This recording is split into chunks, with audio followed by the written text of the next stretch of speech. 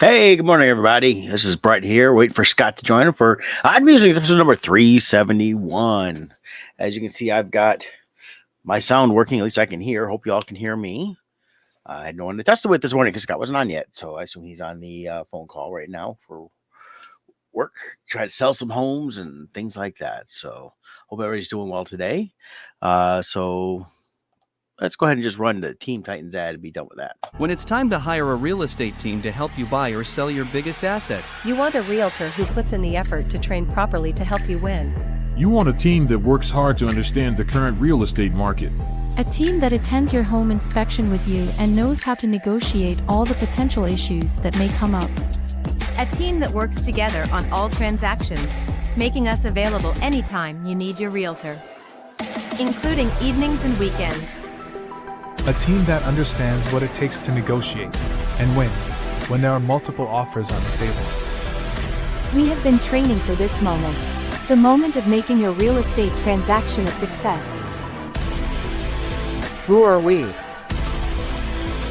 We are Team Titans of Real Estate. Team Titans is ready to put together your playbook to win in this current real estate market. Call us at 586-232-5144 and ask for Scott or Jill. Together we can achieve more.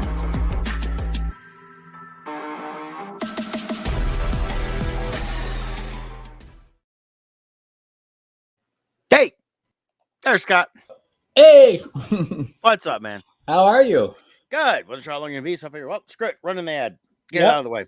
That works out good having that loaded up. Yeah, And Jill Webler put that together and did a great job putting that together. So that's Mhm. always good. But yeah, I for some reason real estate calls like to seem to happen right at like 9:55. I was up late. We did some showings last night, wrote up an offer. So we're in the middle of some negotiations here. So fingers good. crossed our buyer will be getting a really amazing house here. So we well, shall see. good. But yeah, so how are you? I'm doing all right, man. Had to just realize my video was a little crappy looking. I was like, oh, I'm on the low thing, so I had to bump up the high def so we can see all of this. All the wrinkles. I'm doing all right, man. I'm still kind of Jet physically lag. recovering from not so much jet lag. It's just tired. Yeah. You know, the jet lag doesn't get me as much as other people. I mean, I unfortunately it messes me when I'm over there initially sometimes and try to stay up late. You still wake up 3-4 in the morning out there, and Mhm. so. But I was already tired before we went because it's just we've been last few weeks just been hectic between going to Tampa, coming home. While it's home week and a half, but shoot, you work almost every day before you leave. It just nonstop. So yesterday was kind of my Yeah. day to just stop and decompress completely, and hopefully get back on track. And I'll start back up work tomorrow. So just tired. That's mainly the big thing on that. So, but yeah, we were out in Rose City Comic Con. How did that go? Really good. We liked it a lot. A lot of people, good sized show. Very receptive to all the Bardstone books. That's all we had at the table. This was Kevin's table. So I was out there in support of Kevin on hit with his artwork and with the Bardstone books with Poe and Crimson Shadows and of course the pins. We had the Crimson Shadow and Poe pins, and then he had done a special Cthulhu for what they call their Pin Palooza. So Yeah. that's over pretty well too. So Oh, that's awesome. but yeah, nice show. I mean, it was you see a few different people out there you don't see anywhere else. Did see a couple people we knew. Saw Kyle KJ. I know him. He does the Resistance and a few other comic series. I think Saturn 6 is the other one he does. Originally from Detroit, lives out towards San Diego now and has for many years. I met him originally in Anaheim at the WonderCon. So Nice. and so got to catch up with him and a few other people. So it was nice to see that and then see a lot. So that was kind of nice too. And I gotta tell you though, it's first time in Portland, and they say they like to keep it weird, and they do. So nicely weird though. Yeah. So I mean, it's funny. It's like, oh yeah, this is kind of weird. We're in Comic Con. I'm going, yeah, this is looking around. It's Comic Con. It's all weird. You know, it never changes. Yeah. So it is what it is on that. But people were excited. They were having a good time. The facility's nice. They got a nice convention center there. What I liked about it too is we stayed at a courtyard, and it was right next to their light rail, and it was so easy to get around everywhere we wanted to go. We just hopped on. It took us right to the convention center, hopped back on to go back. We went to this great brewery one night for dinner after the show and checked that out. And it was only a few blocks walk from the light rail to get to where we needed to get to.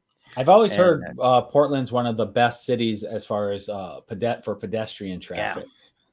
Yeah, I mean, and people use it, and we didn't feel like it wasn't safe. It felt very safe. Of course, people were like, Right. well, middle of the night. I'm like, well, middle of the night, everything happens anywhere. But they had buses going everywhere, and once you figure out the stuff, they had all the different lines. You can get just about anywhere. I mean, we could have got because we left so early though, and we didn't know this going in. We could have actually used the light rail to get to and from the airport. Oh, wow. It goes right up to the airport. So I was like, oh my gosh, that's great. That would have been awesome to hop on that and just take it right down to where you need to go to. We would have taken it, no one going in. We probably would have taken it and we'd had time gone right to the convention center, dropped off our stuff before heading to the hotel.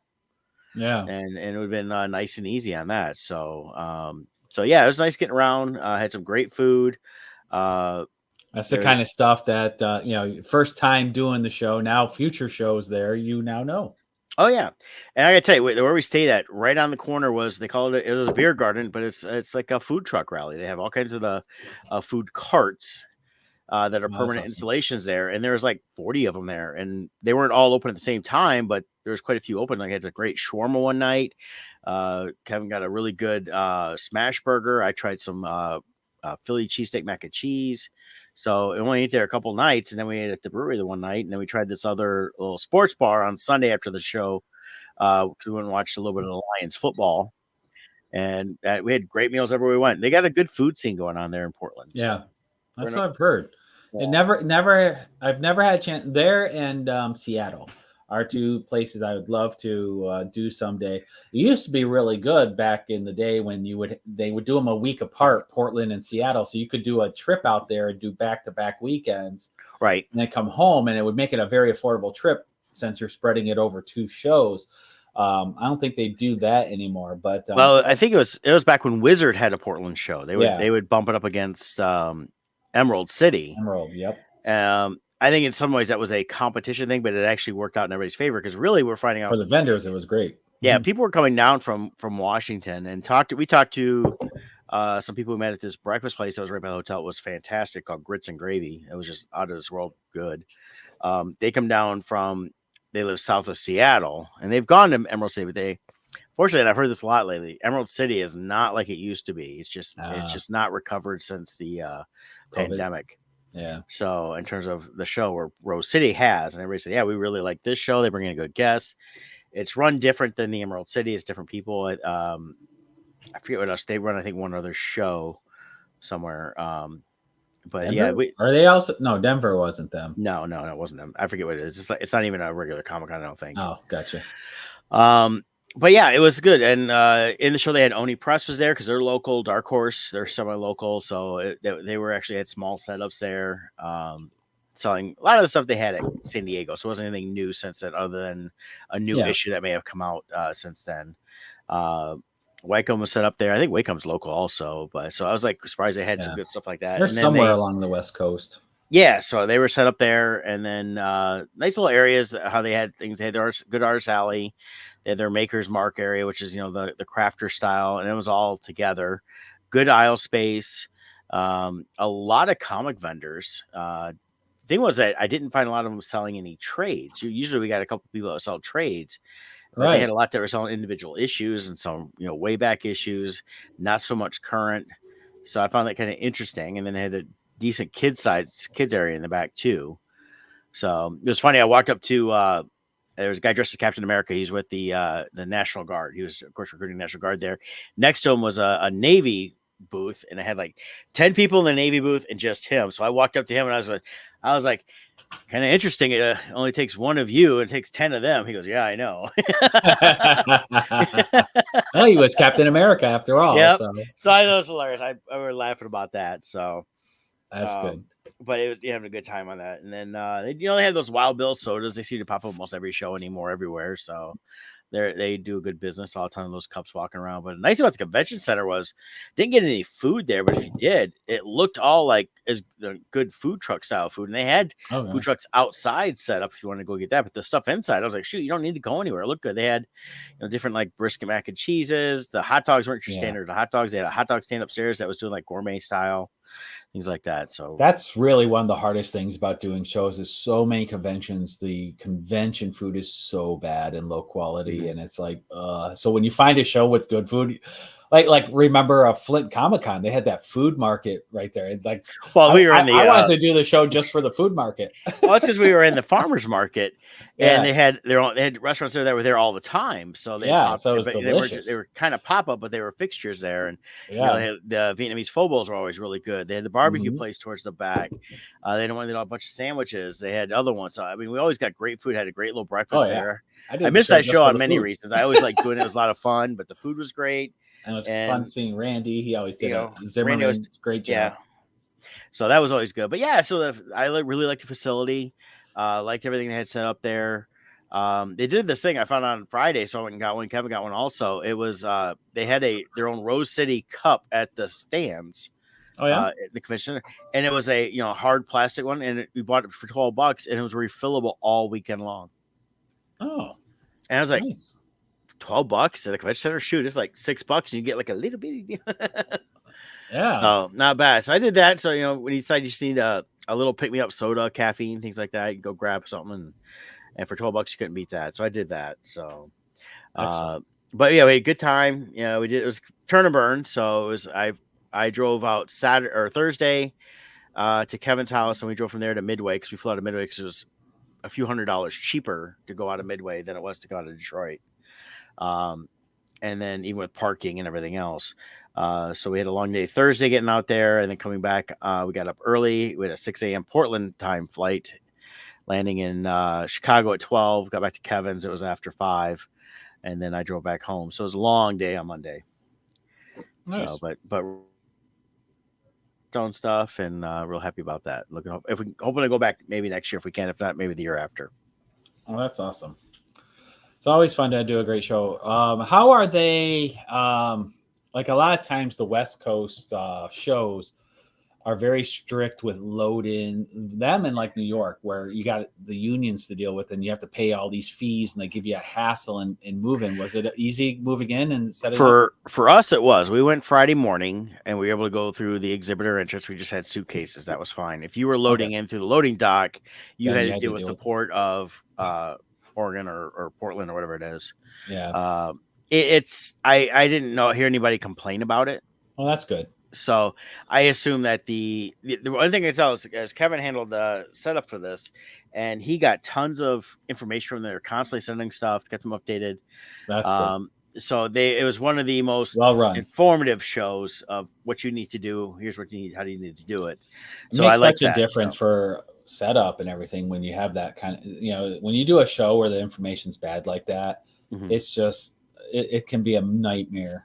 They seem to be they run a good show. The only one issue we had was we initially showed up, we had to get our badges, and we went to where they told us to go, and a security guard that didn't work for the show, worked for the facility, said, no, you have to go back out and go around the corner. I hate when that happens. So I stood there with the stuff. Kevin went around, he came back with this other person that was, they left all their stuff there too with their friend or boyfriend or whatever it was, and come back and go, no, this is where we had to go. He walked in and he goes, come on. So we walked in and he got clarified. And literally, as soon as we walked in, they had dogs sniffing the bags every time we went in the mornings. So they were high on security stuff. And then we went right downstairs, and it was literally right there. That's where we had to get our badge. Okay. So it was does happen a lot. It seems like when a lot of people might not understand, you have security and the team that works for the show, and then you have security and the team that works for the convention center. And sometimes someone gets a little power trip is what we had here. Yeah, power trip or miscommunication, and then the show itself. The show people were great, and they handled all that stuff. And good. I think somebody told them, and I think they informed what needed to be done because the guy was not there after much longer. So, and it's like if you don't know, don't act like you know. Right. And the signs say exhibitors enter here. Can you read? Yeah, so pretty much. So, but yeah. So other than that, we had really zero problems with everything. Everything went smoothly.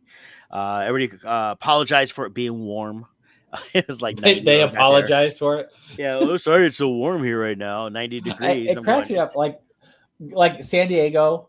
Yeah, That happens a lot too. When the weather's not their ideal weather, they will actually apologize for the weather.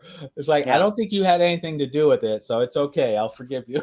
Yeah, and that's the whole thing. It's just like I told a couple people. I said, look, Michigan we were in Michigan last month where it was 90 degrees high humidity, to Florida where it was just as bad if and worse humidity, back home to Michigan where everybody goes, oh, bring the weather back with you, like they always say, and we did. So it was still high humidity, high temperature. So we had a nice little break over the holiday weekend the weekend before for Memorial Day or Labor Day, but I said it was rolling back up. I mean, it's not bad now. It's gonna be in the 80s this week, but the humidity's at least down. We're finally starting to feel it's gonna be warmer than what it should be this time of year, but it's not the high humidity we had, so it's not too bad. So even there, it was more of a drier air, anyways. They have a little more of the arid type air. You can tell by the trees, there's a lot of pine trees. So the only thing we did have was a ton of smoke for some of the wildfires. So we could see that coming in. They even mentioned that from the plane, saying, a lot of smoke in the air today. It was, they had alert for the breathing and all that. So, but yeah, good time. It was a great show. Definitely go back and just have to try to go on the cheap as much as possible. Out of hand. So Yeah. so. Well, excellent. There was big news yesterday. Yeah. I heard this on the way home on Monday.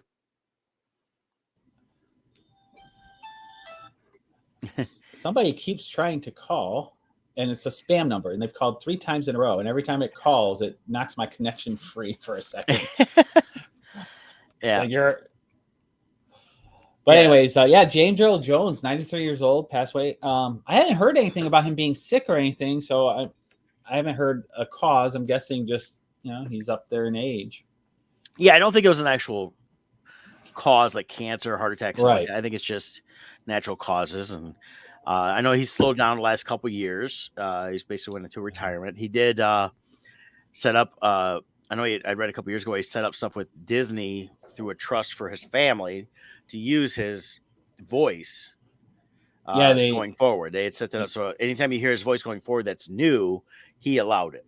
Yeah, he will forever be the voice of Darth Vader. He signed a contract there, and he did his recordings that they need for the AI algorithm to be able to do whatever they need to do. And they pull also from all the originals too. So yeah. So he's a phenomenal actor, just one of the legendary voices of all time since audio has been created. He former U of M alumni. So he just, for us as Star Wars fans, I mean, his voice, we've grown up with his voice through Darth Vader, Mufasa in The Lion King, and just other iconic roles in Conan the Barbarian there, and Coming to America. It was great as the king. And he got to reprise it in that one remake the sequel they did a few years ago. So Field of Dreams. You go all the way back to was it Bingo's Traveling Server Ball Team, whatever. So one with Billy D. Williams. Yep. That was a big deal movie back in the 70s. Things like that. He was legendary on Broadway. He was doing Broadway up until the last couple of years I know of. Yeah, definitely. And I saw Mark Hamill tweeted, "Rest in peace, Dad." Yeah, because of him being. Well, that was a similar story I heard. The first time he ever met Carrie Fisher was on the set of Big Bang Theory when they did that episode. She saw him for the first time. They said she saw him. She went, "Daddy!" and went running to him. And I think it's funny is all the years, because they never filmed together because he did all his voice stuff afterwards. Yeah. And so they had never been together where they met. And, they've probably been in similar areas, but never. You would think with the number of Star Wars focused events on a formal stage like Oscars and whatever Grammys or whatever awards they do, at some point you would think they would have crossed paths, but they never did until then. I'm so glad they did that Big Bang Theory episode 2 because it's just the whole episode was great. Yeah, You know, and he got the chance to show he really appreciates Star Wars fans, and he yes, really does. He's talked about that. He really appreciates everything with it and the career he had, and and stuff like that. But thinking about the fact that he never crossed paths, it was like for many years there. A lot of people don't realize that Carrie Fisher, she was at the Oscars, but she was writing. She was one who helped writing the jokes for the right, hosts and things like that. She was doing a lot of that stuff because people don't realize that a lot of that is scripted yeah, and then yeah. so People she forget she was a writer.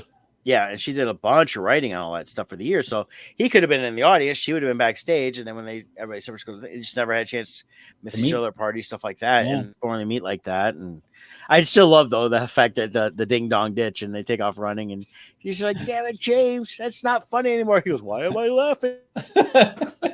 Yeah, if it's not funny, why am I laughing? Yeah, so it was great. He's definitely going to be missed. He's had a huge career. We'll be able to revisit him in Or all when the he's movies talking to, I like the opening part where you see the talking to menu Sheldon? and he's talking to Sheldon, and he's like, he said, if I talk to you, it'll be bad or whatever. And he's like, well, your friend sounds like a weenie, and he's like, Yeah. he is.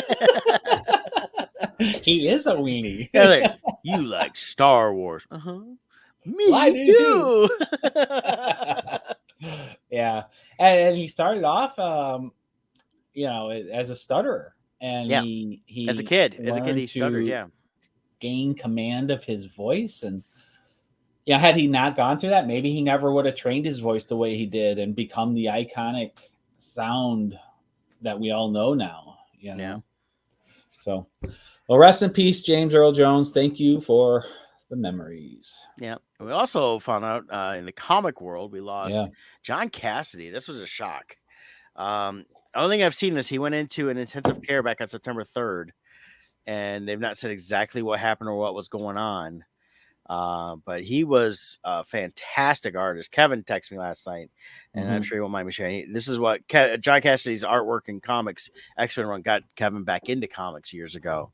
Yeah. So that was he definitely had a huge impact on people. Yes, X-Men stuff was great. He was also the main artist starting off when they relaunched the Star Wars comics with Marvel. After the Disney acquisition of Marvel, after Marvel and Lucasfilm. Yeah, so he was artist. instrumental in that stuff. I love the artwork he did. I read the first few issues of the Star Wars comic, and the artwork was great. Yeah. Just gorgeous artwork. I don't think I ever met him, though. I know I saw him at shows, not Right. many, but I've seen him over the years. Yeah. And But, that great and never, artist. yeah, didn't. I Great don't know work. if I talked to him, I never realized it was him. So I was trying to do anything else here, but he was born in 1971. But yeah, he did a lot of great stuff. He had a film degree. So he brought a lot of cinematic style to it. It's like he said, the astonishing X-Men run. He worked on this Buffy the Vampire Slayer, Firefly comics, stuff I've read for sure. And then and he also influenced in his X-Men stuff, the X-Men Last Stand. So I mean, he did a lot of stuff that came out of this. If you didn't know who he was, definitely go and start looking for his work, because it's out there in trades and things like that. So Actually, a little side note there. The way I found out he passed away was a different person with the first name John just puts a post on their wall for Facebook saying R.I.P. John.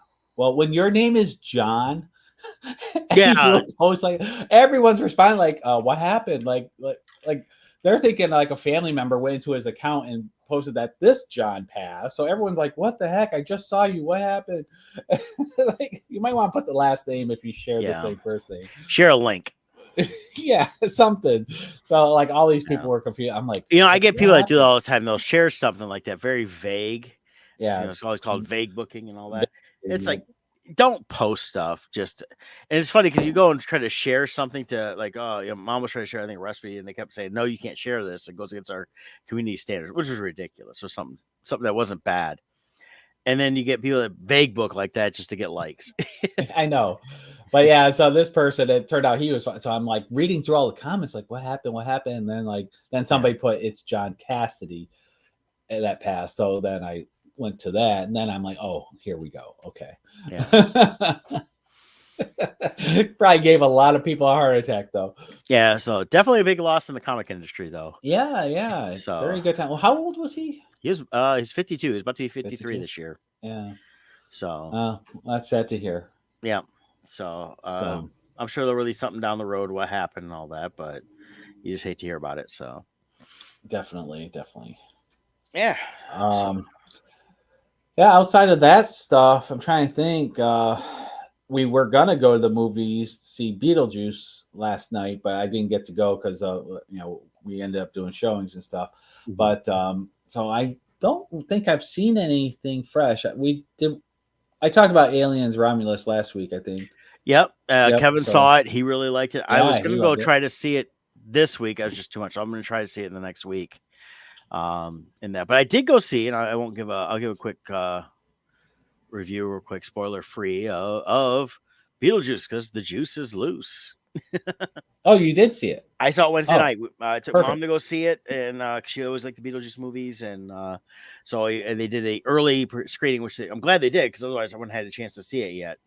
And that really enjoyed it. I was a lot of fun. It was great to revisit that world again.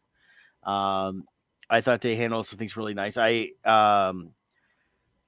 give it a 7 out of 10, and not that it's bad. It's just I think there's some things I wish they would have done different story wise. But Mhm. I was pretty much enjoying the whole thing because you got all those little things. You've got the Lydia, the Jenna Ortega character was good. There was some easy. It's nothing real surprising in it. There's no mid or end credit scenes. So there's you want to stay through the initial stuff because they do a couple of things and then after that's done. But nothing like setting up like another movie or anything like that. Yeah. So So it's a definitive ending to this yeah, story. yeah. I mean, it's definitely they can come back. I mean, they didn't close it out so hard that they can't never come back. But of Right. course, Michael Keaton, who by the way now is going to go by Michael Keaton Douglas because his real name was Michael Douglas. Oh, really? Yeah, and turned 72 or 73 the other day. So I mean, he's definitely up there. He's in good shape. He could do another one, but they're gonna have to do it. I would say in the next few years if they're gonna do one. Can't wait another 20 years, Yeah. or actually almost 40 years is what it was. Wow. Close to that, or 35. But yeah, he was. Beetlejuice is interesting because it's Yeah, really grown over the years as a cult classic. I think it's far more successful now than it was at the time. yeah. The original one, it did well. But yeah, I think Yeah. it was. But it's grown. It's always had a good cult following. Yeah. And I was trying to look to see what the box office was on it. Yeah, the original only earned a mere 88 million in its opening weekend, which back then would have made it like 77 million now, or went on to make 77 million, I should say, domestically back then. So wasn't like a huge moneymaker back then, but with VHS, cable, stuff like that, Right. it just got tons of play. It kept growing. And it got a huge following where they ended up doing the Beetlejuice cartoon, if you remember that one. And of course, Beetlejuice- then it's like a great Halloween movie. Yes, and that's why when they started all that, movies on the different networks for Halloween, like the 31 Days of Halloween that we get and stuff like that. Mhm. Beetlejuice is always one of the top ones on that. So the cult following got huge and just continued on. I think for a lot of kids that may not have saw the original movie, they knew the cartoon from Saturday morning cartoons. That ran for a few years, which had a little bit different take on Beetlejuice. It was the Beetlejuice and the Lydia characters were they were worked in conjunction and stuff like that. But yeah, I think it's definitely worth going to see in the theater. I see mixed results from a lot of people on this. It was not, like I said, a perfect movie, but I think it was a lot of fun. Great to revisit it. I highly recommend it. Michael Keaton was fantastic. He felt like he's not lost one step at all as Beetlejuice. I thought Winona Ryder was fantastic. I mean, she plays that quirky character, which is a little bit like her, but in some ways I felt like this was one of her best things she's done in a while, even since Stranger Things. So okay. And Jenna Ortega, does her character feel like Wednesday Addams, or is she very distinct in her own character? Oh, she's distinct enough. I mean, you get a couple things that happen where I'm going, okay, that looks a little Wednesday-ish. There's a little dance thing that she does at one point, which is a little Wednesday-ish in one scene. It doesn't last but a few seconds. But she is she comes across as Lydia's daughter, and she definitely resents her mother because her mother, of course, it's now publicly known, and this is from the beginning, it's just not a spoiler, publicly known to be able to talk to ghosts. So since she could always do that, she's turned that into her career. She's kind of famous for it. The mother's very famous as an artist, enough to where she basically set up the school that her granddaughter goes. The one thing I never realized, and this is something I saw in the movie, is from the original Beetlejuice, I never really realized that Lydia and the mother, it's not really her mother, it's her stepmother. Oh, okay. I don't remember. It's one of those things that just always blew past me watching the original Beetlejuice, because it becomes a bigger event here. Okay. Something like that. So probably going back, because the to dad a couple doesn't lines early return on, in it the sequel, right? No, but they do handle him pretty well. Okay. They do a really cool scene for him, and he is a part of his character is a part of the whole movie. Okay. And then they acknowledge the Maitlands. That's the original ghosts. They acknowledged a couple things. They didn't mention Otho though, which is the guy that was the bigger guy, and I was surprised they didn't really mention him. But it may have been an Easter egg somewhere I missed, watching it for the one time there. So right. So, but yeah, I definitely recommend it. Definitely go see it if you get a chance. Nice.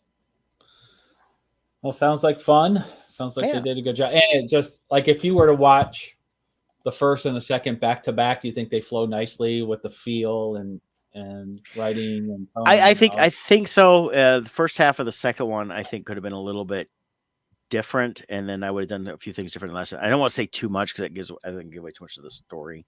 Okay. I mean, like I said, it's not huge on deep story and stuff like that, but it's good to let people enjoy it for the first time for themselves, and then after you go see it, we can always talk a little more deeper into it. Yeah. Hopefully I'll see it this week. We'll see how the week plays out. Yeah. Very cool.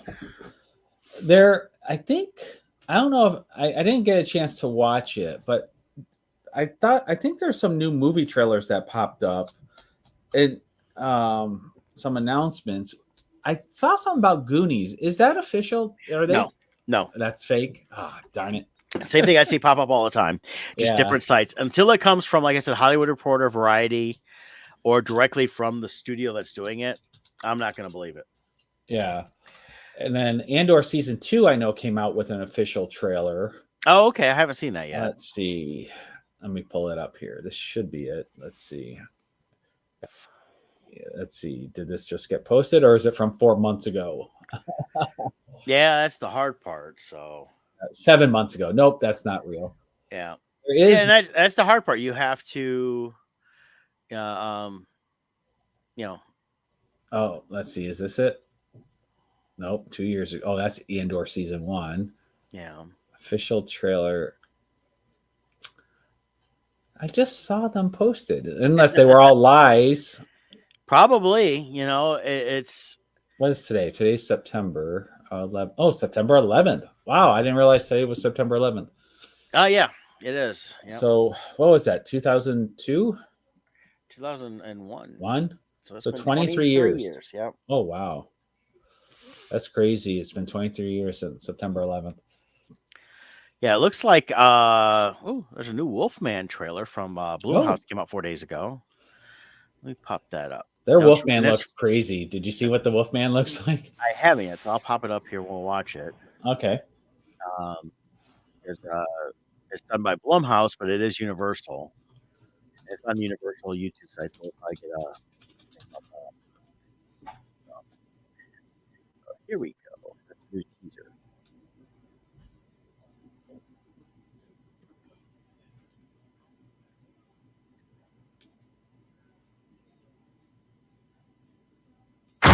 Oh, there we go. I'm like, is it muted? What? Blumhouse does great work too. I like their stuff. Like, it sounded like an animal. But I swear to God, it was standing on 2 feet. Daddy, are we gonna die? No, it's my job to protect you. What's wrong with Daddy? He got sick. Please, Dad, you're scaring me! Please, stop!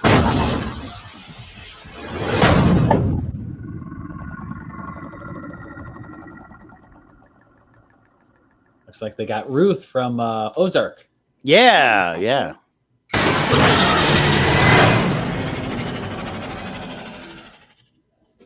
Okay. It's interesting. Yeah. Let's see if I can find the Bloomhouse Wolfman. Somebody somewhere put a picture of what he looks like. Let's see. Not seeing it here. Oh well. Better to be a surprise. And who knows? It's probably fake what I saw, anyways. So who knows? Everything's fake now. That's the problem. Yeah. Like everything. It's like go into AI and say make new Star Wars trailer, and then they post it as a real trailer, and it's crazy. Yeah. Another one's coming out. It's funny. We've got all these. We got some horror movies coming up. Like one is on Christmas Day. It's Nosferatu. So I have a trailer for that. Yes. And then in January is Wolfman. So yeah, it's interesting they're releasing them when they are. I think a lot of studios have been, because horror movies traditionally, I think because of how dark they are, you don't have to go as high end for the special effects. So you can make good horror movies for a low budget, relatively speaking, compared to other movies. Well, that's why all the independent people do mostly horror films, because Right. you can use real sets, real locations, don't have to dress up too much. And then, it's more practical effects versus the CGI. Yeah. You don't need the grand scenery that you do in a Lord of the Rings or a Star Wars, or, so you just need a dark room, like right here, it's just a dark room and a close-up of an actress, so you can get good profit margins on these movies. So, but yeah, Nosferatu, I'm looking forward to. For those who don't know, it's basically Dracula. It's just they didn't have the rights for it, so they renamed him Nosferatu. Come to me. Hey, Michael. This is based on the original movie from the silent movie. Come to me. Right, which is based on Bram Stoker's Dracula, I think. Professor, my dreams grow darker. Does evil come from within us or from beyond?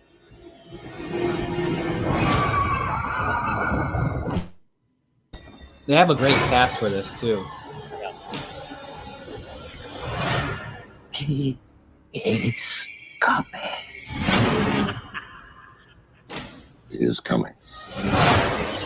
He is coming to us.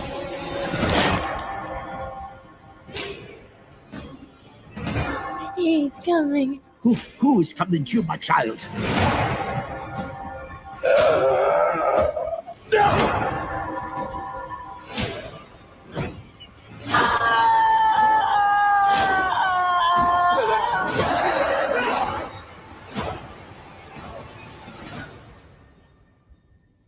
We are here encountering the vampire.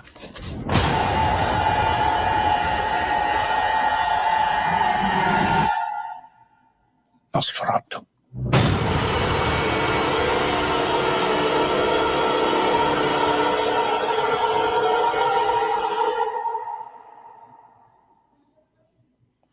Now, what's interesting about this is that Willem Dafoe's in this movie. He played in Shadow of the Vampire, which was about the making of the original Nosferatu. He played Max Schreck, who was the vampire creature, who was very method acting and stayed in character the entire shoot. This is back in the 1920s. Oh, wow. That's cool. So it's a nice little tie in there. So here's just for context. Sure. Where is it? Here we go. The original Nosferatu, how it looked back then. Which at the time, this was extremely scary for people in 1922. But it was a silent film, so there was no. So you just had the music from usually just the organ, right? Which they probably even played live in the theater, the organ music. Oh yeah, no, it was all live in the theater. Very, very little was done outside of it. If most theaters just had an organ, and there's the larger theaters would have more of an orchestra. Yeah, I see him up here. There he comes. And for the time, the makeup was phenomenal. Oh yeah, it still holds up in a lot of ways. I know here they do usually a showing in Ann Arbor at the Michigan Theater But they do showings around the country around Halloween, and it's a packed houses. Yeah. So this is the original 1922. So 102 years ago, this movie came out. So quite impressive. Yeah, and it was like it was loosely based on the Bram Stoker, but and of course it was a German-made film. Yep. But yeah, definitely a fantastic film. I'm looking forward to the new one. It looks good. Yeah. So you said, what is that? December? Christmas Day. Christmas Day. Yeah. There you go. Trying to see what else is coming out. Yeah. Well, while you're looking up something like that, I did get a chance to see the new Bad Boys movie on the flight out to Portland. Oh, you did? I got to tell you, third one? Fourth one? Fourth? Okay. Fifth one, whatever it was. It was the one that came out in January. Yeah. I had no desire really to see it, and I was looking at films, and Kevin was like, he said he had watched it. He said, "Yo, it really wasn't bad." I watched it. It was actually pretty good. It was better than the last one. Okay. And the last one that they did 4 years ago, the Bad Boys for Life. Well, this was Bad Boys for Life, wasn't that? And the other one was like, I don't know, I forget, but whatever it was. Bad Boys One More Time. I don't know. Could be. They killed off the Joe Pantoliano character, which is the captain in the last one. Right. So for this one, it was the whole thing was around that. They used where he had recorded a video. They did some flashback scenes. So Pantoliano was in the film, and the way they handled it really good. And then they, the Martin Lawrence character had a heart attack, and then he wakes up because he had a dream and talked to the captain and knew something was coming. And so there's this whole setup thing against Mike Lowry in terms of trying to get them all shut down and things like that, and try to get them killed. So there's this whole thing around it it's very basic, but the story was done very well. There's a great scene with the kid that ended up marrying Martin Lawrence's character's daughter. And he's a Marine now, and he's home on leave, and he's just sitting there, and Martin Lawrence is giving him crap, like, "What are you doing? Just playing video games?" He goes, "I'm on leave." He's telling him to get a job because I have a job. I'm a Marine. I was deployed for, I'm just now back. Well, when some of the guys come to the house, they're not there, and he's got cameras in the house, and he gets a hold of someone will say, "You're about to," tell him basically someone's coming in. Here's what's going. Takes his wife who's pregnant and mother-in-law, puts him in a closet, and he ends up taking like 15 guys. And the way he did it was really good, because if you look at him, you're like, okay, they think he's just kind of a dummy, but he's a Marine, and he gets it all done. And the best thing is he looks up at the camera and he like salutes, like, and then they had to mess with him a little bit. At the end, there's a whole barbecue scene where he comes up to cook his chicken, and they're like, "Nah, man, you ain't earned the right to do the grill. You're just a young, that stuff." And he's like, he did kill 15 guys. I think we might want to let him, do that. Yeah, hey, you cook your chicken. I'm gonna go make the salad. So it was funny. So when that film came out, I saw a lot of articles saying how they were going to address the slap. Did they do something to address Will Smith's slap in the movie? I didn't feel they did. Yeah, because they kept talking about how they addressed it, and I'm like, however they did. Why would you even acknowledge it and just leave it out of the film? It didn't make sense. There's nothing that mentioned any slap or something like that. Or if it was, I blew past it because it wasn't. Maybe there was a scene where Will Smith got slapped, and that's what I don't. I possibly or something tied in. I don't know. Yeah. However they addressed it, it was so subtle and stupid. It didn't matter. So okay, yeah. For the third, whatever the last one was, I thought it was very mediocre. I thought Martin Lawrence was the one that carried the whole movie in the last one. I really, and I felt he was better in this one than the last one. Oh, nice. And then and I think he was they center more a little bit on him too, still in some ways. Okay. The main person on this is Will Smith's character Mike is getting married. He's marrying the girl from the last one. They had one of the girlfriends from the earlier films in, that worked in the police or whatever. So I think they handle things fun. It was actually just fun. I personally went into it like, okay, I just want to watch something. If I fall asleep, I didn't care. I ended up watching it because it was a 4-hour flight, so I watched it in the first half, and then after that, actually, I turned on live TV because we could watch the football game was coming on for Thursday night football. Yeah. So I just streamed that for the rest of the flight. There you go. The current one was Bad Boys Ride or Die is the current one. Okay. So then before was For Life. So this is Ride or Die. I knew it was one or the other. So yeah. Next one will be Faster and Furiouser. Yeah. It'll be Bad Boys Dumber Dumber probably. But, Dumber. I like it. if they do know, it's fine. I still probably won't go see it in the theater. And it's fine. I watching it for free. I was fine with that. I think it's worth watching if you could just catch it on streaming or something like that. Yeah. But Will Smith threw me off with everything he did at the Oscars. Personally, in terms of movies, he only needs to make this style of movie or stuff like this. He needs to get away trying to do these dramas because he wanted to win an award. He's got an award now. Be done with it. The most of the movies he thought he should have won awards for, I would go, no, it sucked. I thought 7 Pounds sucked. It was not that good. Pursuit of Happiness was a decent movie, but he was trying too hard in the drama and the melodrama and all that stuff. And I think it should have been could have been a better story of the guy's real life. Yeah. Unless that really was all there was. A couple other ones he's done. It's just he tried too hard to do these Oscar performances. And a lot of times like this is like, you know what? It's great you wanted to win an Oscar, but I think you would have done better trying to find, better stories, better roles, and sticking to with your strengths. And he does better, and he's done better in these action roles. He's not getting any younger. He's what, 54 now or something like that. You can definitely tell they dyed his hair and dyed his goatee. It was very apparent in the way the film looked. Yeah. I think it's time for him to age a little bit in some of these roles. And look at some of this. I mean, one of the best roles he did was years ago was the 6 Degrees of Separation. It was an early role for him, and he was better because he wasn't as focused on trying to win awards or anything else. He was just getting started. Yeah. I feel like he would do well in roles that are similar to the tone and feel that like Mark Wahlberg does. Like he's good at comedy. Other than the slap incident and that crap, overall, he's a likable guy. He's not a villain guy. He's not, do something lighthearted, fun, that kind of stuff. I think it would go over really well, Right.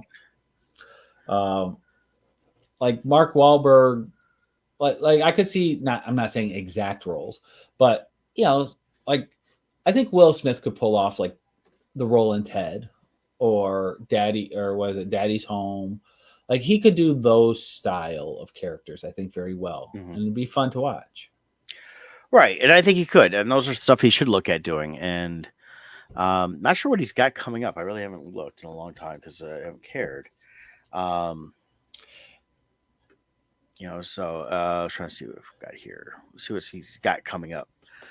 But I think some good action stuff's fine. I know there's been talk about doing a second I Am Legend. I personally leave that alone. I didn't like the ending of that first one anyways. I felt it was too far from the original thing here. But upcoming, let's see here. A lot of pre-production stuff. And one of them is I had not heard of this.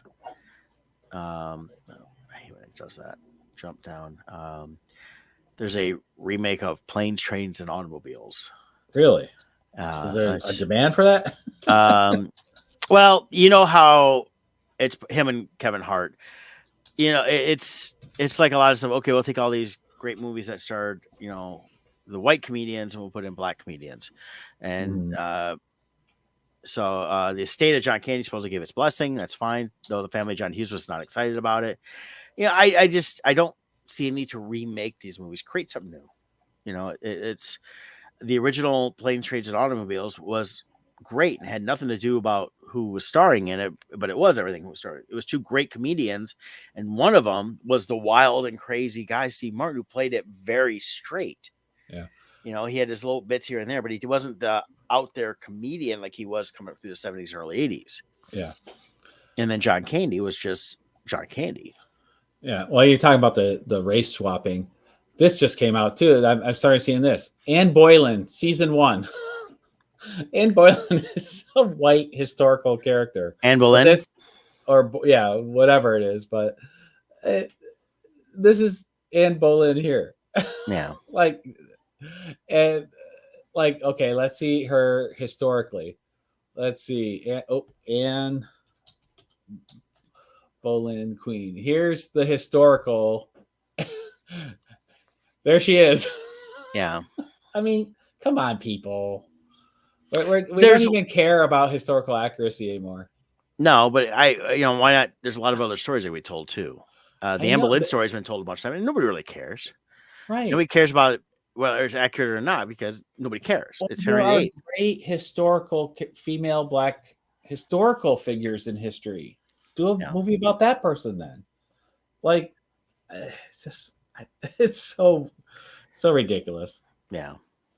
Just like the Cleopatra they did not long ago. Was that I forget who did it, Netflix or whoever, but they did the Cleopatra, and it was a black actress playing Cleopatra, and it's like she was Greek. Like, well, yeah, it's well documented in history. Cleopatra was Greek. Mm-hmm.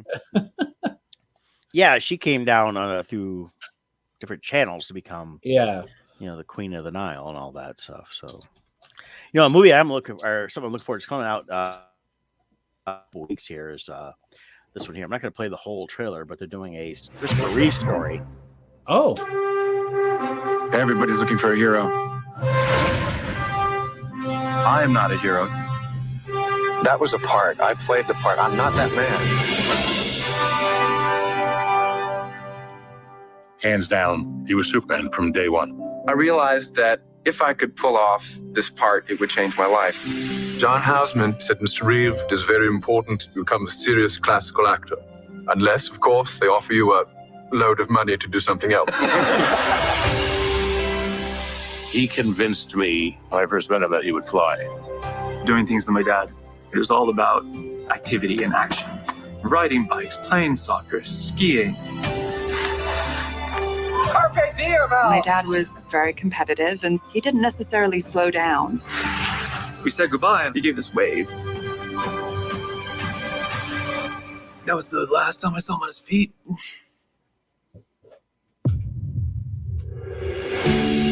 Mr. Grieve currently has no movement or spontaneous respiration. Superman, crazy. Just that simple little thing over the horse. I'd ruined my life and everybody else's. I won't be able to ski, sail, throw a ball to Will. Won't be able to make love to Dana. Maybe we should let me go. She came flying in, and she just yelled, "I love you. I love you." And then she said the words that saved my life. You're still you, and I love you. He and Robin were such good friends because they could match each other. Robin also had struggles that he dealt with his whole life, and I think that they both were aware of darkness. Brother Chris is fighting like crazy. When you find people who fight like that but still keep their humanity, that gives you great hope. That is tough because I can feel him, but he can't feel me. It must have been hell for my mom, too, knowing what she had lost. I felt I needed to do something, not just for myself, but for everyone else in the same condition. The fact that Superman was in a wheelchair and was willing to go public with it was huge. Help is on the way.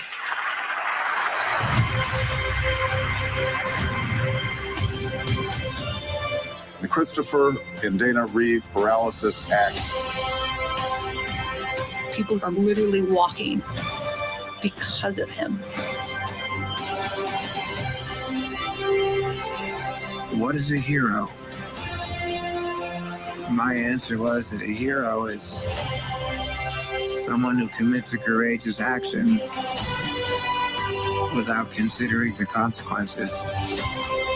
Now my definition is, I think a hero is an ordinary individual who finds the strength to persevere and endure in spite of overwhelming obstacles. I wouldn't have missed this for the world. That looks good. Yeah, one of the things, the Superman movies are not rewatchable too much for me. I always loved Christopher Reeve. He was Superman. Yeah. The original one, I watch it every once in a while. I get the urge to watch a little bit of it, and that I always, even as a younger person, people they craved it and loved it, and I was like, I was bored with it a lot but I liked him. Yeah. the second one I always loved. I like the Donner cut a lot. That was really good. The second one I can rewatch all the time. Yeah, and that was a much better film, especially the Donner cut when you get a chance. Because he realized that he had shot over 90% of that film, and then when they had the falling out, and he shot a lot of it while shooting Superman 1. Right. So they'd planned that, and I think his cut was much better than the other one was, but the other one was still a good cut too. Yeah, I can rewatch the second one over and over again. First one is hard to watch, but not because of Christopher Reeve. No. The amazing thing about Christopher Reeve is a character like Superman is so iconic and really is a symbol. Yeah. Something so much greater than any one person. And he embodied it fully as an actor. Yeah. But then as a person, to manage to supersede that through his trials and the way he handled them, that he became greater than this mythological symbol. He became greater. Like, it's amazing. You know? Well, and that's what that little clips you see. It talked about, how his wife basically saved him. He was like, "You just let me go," and things like that. And well, and I like the clip. They mentioned Robin Williams there. I wonder with what we now know what Robin Williams was going through. Having Christopher Reeve in his life at the time, I wonder how much that saved him. And then with him no longer in his life, like if Christopher Reeve was still around, in Robin's last days, would he still be here? Yeah, that's because and I think it's I think that's definitely true. Because him and Christopher were very close. And you find I gave him inspiration to get through his trials. Yeah, Robin was. You find out so much since Robin passed, and it's been 10 years for him. It's been 20 years for Christopher Reeve this year, as well as his wife had died before he did, correct, from cancer, and she was young. She was in her 40s. But Robin Williams, you find out about him more. It was he'd call up Christopher all the time. They'd see him all the time. Then you find out he did this for other people. That now that he's gone, he up Billy Crystal because they were such good friends too. And when Billy was having some whatever was going on with him, and just call up and joke with him. I forget who else. There's like several people I've mentioned over the years. Bobcat, of course, was really close with Robin as well. But so yeah, he would call up these people and just talk to them, and he called up to be funny, but then he'd call up just to say, "Hey, I love you," and let them know that he cared and he was thinking of them. And with everything we know now that Robin went through, he still put all these other people ahead of himself. And I think it kept him grounded. And the more you hear about it with what his last days were like, it was like, I don't know. I can't really speculate too much and for sure, but it's like, you think, okay, maybe he goes, all these people have been leaving me and there's nobody here for me to handle what's going to happen next. And that's why I think that's what took over Robin, was that sense of despair. Tied into all the stuff he had, but you see that, and see that they got dressed in the film with Christopher Reeve and that. But Christopher Reeve became this great icon of Superman, and like what he says there, it's about ordinary people doing extraordinary things. Knowing that they're not infallible, and it also harkens to the quote from the movie Angus from George C. Scott's character in that, telling Angus, Superman's not brave because he's indestructible. Only someone that could be hurt can be brave. And that's what Christopher Reeve was saying there, was knowing that you can be hurt allows you to be brave. Right. So, but I'm looking forward. I'm going to try to go see that. I think they're only doing like a Fandango style. So it's going to be interesting to see on that. And I'm not sure what else it's going to do after that. But I'm going to be checking dates on that. It's like later this month, towards the end of the month, they're doing that. So I just have to respond really quick in the middle of negotiating here. Sorry. Yeah, that's fine. That's fine here. We're just about done for the day anyways. But, definitely, the Superman story is, I think, a good one to go see. Definitely want to see that. I'm trying to see if it's showing at the Canton, if they got listed yet. I don't see it listed yet. There it is. Let's find out when the first showing is. There's a 4 and a 7 o'clock. It's just a special event they're doing. And that's Saturday, September 21st at 4 o'clock, or at 7 o'clock. So right now, that's all I'm seeing for. Did you say September 21st? Yeah. Okay, so I'm not gonna be able to. I'm not gonna be able to go that day because I have a concert ticket that night. Ah, where are you going? Megadeth. Ooh, nice. Yeah. So we're gonna see them. Didn't they just come out with a new album or something? Or they did. They did. I haven't heard the full album. I heard a little bit on it, but it sounds good. I'm looking forward to seeing. I've never seen them live. Kevin's coming up, bringing a couple of the kids. That'll be cool. For the 21st. This Saturday, I'm going to see in downtown Detroit. The Interrupters are opening for Sum 41. It's Sum 41's last tour. Sweet. So looking forward to seeing that. So, but yeah, if they do another day like during the week for that Christopher Reeve thing, I'll have to watch for that. I'll have to try to go see that. Otherwise, I don't know what they're going to do. If they're going to release it streaming or something, maybe I'll definitely catch it up on that. Yeah. The Reagan movie is getting good reviews. I'm reading. Too. I want to try to see that as well. So too many things to see compared to how much time I have. Yeah, a friend of mine got a hold of me and said she wants to go see the Reagan movie, and I said, "Yeah, we'll try to figure that out." Yeah, so I heard Dennis Quaid does a good job. Yeah, he's getting pretty good praise for that. So that'd be interesting to see that one. Nice. Which is interesting, as a kid growing up through the '80s, that was the president. That's the one I knew best of all of them at that time as an age, because I kind of remember Carter a little bit, but I was still a little younger and never paid attention to that stuff. But Reagan was everywhere, right? Probably because he was an actor before, and then they always tied that in everything, and then all the movies in the '80s tied. You heard them mention. They mentioned the president most time. They ever mentioned Ronnie Reagan. Yeah, well, so let's see. He was 80 to 88 for the 1988, 80 to 88 there for president. So I would have been between 7 to 15 years old during and that was my age gap. And even at a young age, you don't really follow politics at 7, but he had that grandfather feel. And so I always I don't remember much in the earlier years. Now, as I became a teenager, his later years in office, I do remember as I became more aware of things. But even at a younger, there was a comfort level because he had a grandfather feel. So, yeah.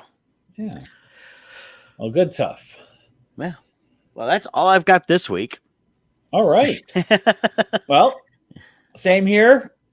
Doing good and can't complain. So if you have real estate, call. I got lots to do here, but I got room for you. Yeah, you can go to brettpinson.com. I got to think we can leave me a tip if you want to give me money. So hey, there you go. brettpinson.com. Hey, everybody else does it on all the different Insta streams. So hey, we'll see y'all next week. You guys take care. Bye.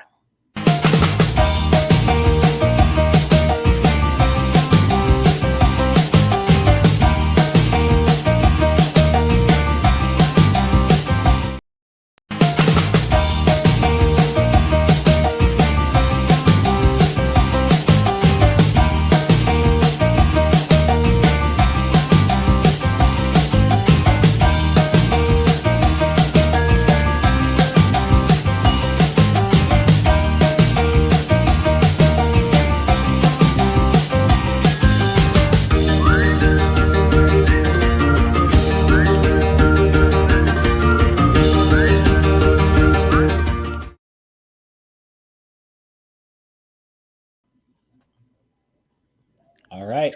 Has it ended on your side? Because it's not ended on my side. Hey, we're still live. Hey. Try to end it.